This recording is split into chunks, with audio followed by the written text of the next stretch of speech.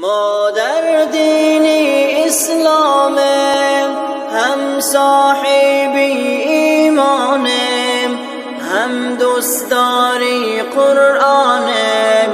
بیا کتاب بخوانم، گر بخوانم ما قرآن، از دوزخ یابم امان. سستی مکن جور جان، در دست بگیر تو قرآن.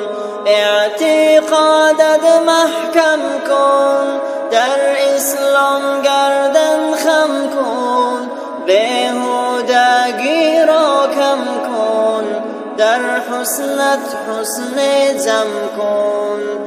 ای آشنا جان آشنا، باور کن که هست خدا. زیرا این که هر بینا شود پیدا با استا.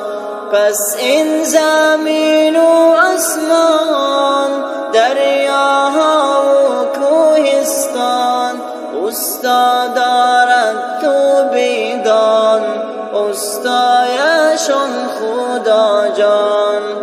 ای بچه ها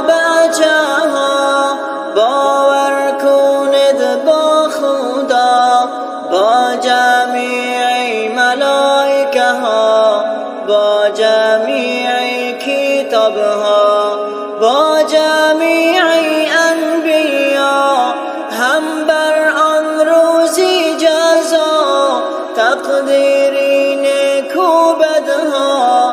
این خواستی خداست بر ما، زنده شود هر انسان، هرچه باشد صاحب جان. بعد از مردن ای جوان، حق است این را بدان.